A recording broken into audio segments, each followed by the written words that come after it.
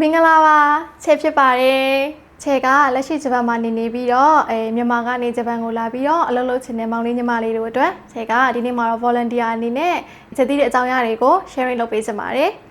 ဒီနေ့ချေပြောမယ့်အကြောင်းအရာကတော့တခုတေးကီနိုဗီဇာနဲ့စားတောက်ဆိုင်အင်တာဗျူးအောင်မြင်မှုဘာတွေလိုအပ်တယ်လဲဆိုတာကို sharing လုပ်ပေးချင်ပါတယ်ဂျပန်နိုင်ငံမှာစားတောက်ဆိုင်လုပ်ငန်းကအရန်ကိုအရေးကြီးတဲ့လုပ်ငန်းတစ်ခုဖြစ်တယ်ပေါ့နော်အဲ့ဒါကြောင့်မို့လို့အင်တာဗျူးဖြေတဲ့အခါမှာအင်တာဗျူအာတွေကဘာကိုကြည့်လဲဆိုတော့ဒီကစိတ်နေစိတ်ထားနဲ့အရေးအချင်းကိုအဓိကထားပြီးကြည့်တယ်ပေါ့နော်ပြီးကြလို့ရှိရင်အင်တာဗျူးမှာဘာတွေမေးနိုင်လဲဆိုလို့ရှိရင်နံပါတ်1တစ်ချက်ကကြတော့တကူရေးတန်ရှင်းမှုရှိလားရဲ့ပြီးတော့နံပါတ်2ချက်ကအဖွဲလိုက်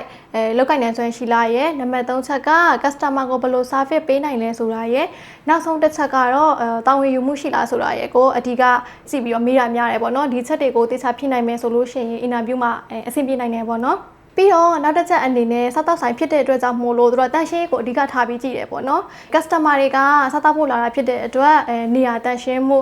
ဝန်ထမ်းတန်ရှင်းမှုတွေကိုအရင်ကြည့်တယ်ပေါ့နော်စားတောက်ဆိုင်မှာမတန်ရှင်းမှုဆိုလို့ရှိရင်ဖောက်တယ်တွေမလာတော့တာမျိုးဖြစ်နိုင်တယ်ပေါ့နော်အဲ့လိုဖြစ်တယ်ဆိုလို့ရှိရင်တော့ဆိုင်ဘက်ကလည်းဝင်ငွေရော်ပြီးတော့ကိုတိုင်းကလည်းအလုံးလက်မဲ့ဖြစ်သွားနိုင်တယ်ပေါ့နော်အဲ့လိုဆိုတော့တိတ်ပြီးတော့အဆင်မပြေဘူးပေါ့နော်ဒါကြောင့်မို့လို့စားတောက်